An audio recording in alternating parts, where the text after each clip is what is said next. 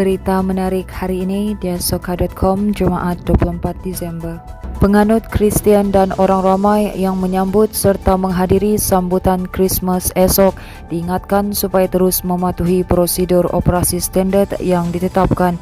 Jurucakap Perkembangan Harian COVID-19 Sabah, Datuk Seri Masri Manjun berkata pematuhan SOP penting bagi mengelak penularan COVID-19 ketika menyambut perayaan atau bercuti bersama keluarga. Katanya adalah sangat-sangat diharapkan orang ramai terus mematuhi semua SOP semasa menyambut perayaan atau semasa bercuti bersama keluarga. Kerajaan negeri sebelum ini mengeluarkan SOP sambutan perayaan yang antara lain membenarkan penganut Kristian di negeri ini menjalankan aktiviti keagamaan dan berkunjung ke rumah sempena Christmas dengan had 50% kapasiti rumah ibadat atau kediaman. Sementara itu masih diberkata jangkitan COVID-19 di Sabah hari ini menunjukkan peningkatan 7 kes kepada 168 kes baharu berbanding 161 kes malam.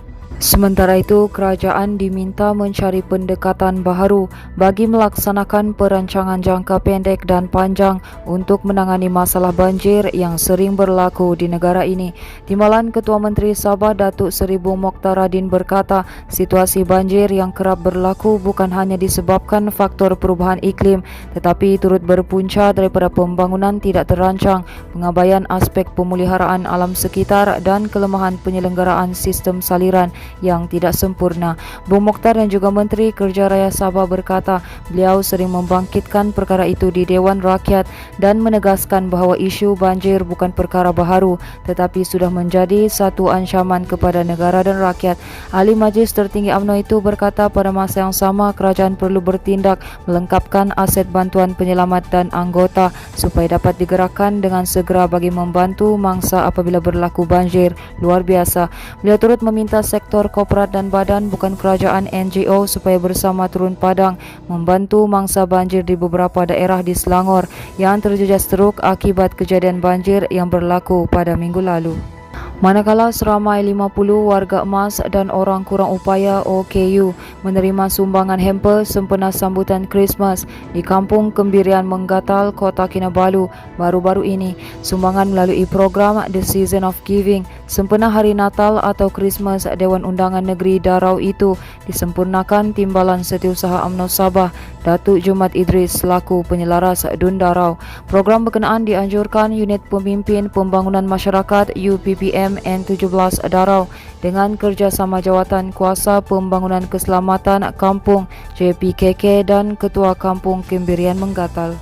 Berita seterusnya, perintah berkurung di kawasan perairan 7 daerah dalam zon Selamat Timur Sabah S-Zone yang berakhir esok dilanjutkan sehingga 10 Januari depan. Pesuruhjaya Polis Sabah Datuk Idris Abdullah berkata, perintah berkurung itu meliputi perairan Tawau, Semporna, Kunak, Lahad Datu, Kinabatangan, Sandakan dan Beluran. Katanya orang ramai yang tinggal di kawasan berkenaan dilarang menghampiri atau berada di kawasan diisytiar antara 6 petang hingga 6 pagi. Katanya perintah ini diteruskan bagi memastikan kawasan perairan berkenaan tidak diceroboh pengganas yang mengancam keselamatan penyelidik antarabangsa yang menjalankan penyelidikan dan pelancong asing yang melawat Pulau Peranginan. Tambahnya lagi, maklumat mendedahkan kumpulan yang menjalankan kegiatan kidnapping for ransom KFR dan kumpulan Abu Sayyaf masih cuba menceroboh ke kawasan ini untuk melakukan penculikan dan lain-lain jenayah rentas sempadan. Idris berkata perintah berkurung itu bagi menjamin keselamatan dan kesejahteraan rakyat Sabah yang menjadi pengguna perairan dan rakyat berada di kawasan daratan S-Zone. Katanya ia juga akan memudahkan penguatkuasaan dan pemantauan terhadap pergerakan bot serta menimbulkan rasa selamat serta yakin kepada pengusaha chalet dan nelayan dengan kehadiran pasukan keselamatan. Baiklah, ini merupakan berita terakhir dari kami di mana seorang pemandu dan penumpang sebuah pacuan 4 roda terselamat selepas kenderaan dinaiki bertembung dengan sebuah lagi kenderaan dalam kejadian di jalan lintas berhampiran Taman Iramanis, Kota Kinabalu semalam. Dalam kejadian jam 11.30 malam itu, hanya penumpang wanita berusia 22 tahun mengalami kecederaan ringan manakala pemandu berusia 32 tahun tidak mengalami sebarang kecederaan. kenderaan. Jurucakap Pusat Gerakan Operasi Jabatan Bomba dan Penyelamat Malaysia JBPM Sabah berkata pihaknya menerima panggilan kecemasan pada jam 11.39 malam. Katanya susulan laporan itu sepasukan 10 anggota dan pegawai bersama sebuah jentera serta van unit bantuan perkhidmatan kecemasan dikerah ke lokasi kejadian.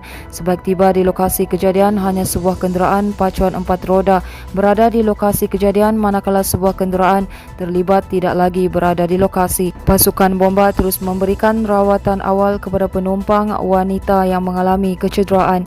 Menurutnya, mangsa kemudiannya dihantar ke hospital menggunakan EMRS untuk mendapatkan rawatan lanjut. Baiklah, itu sahaja yang dapat kami kongsikan setakat ini. Teruskan bersama kami untuk mendapatkan berita komprehensif hanya di diasoka.com.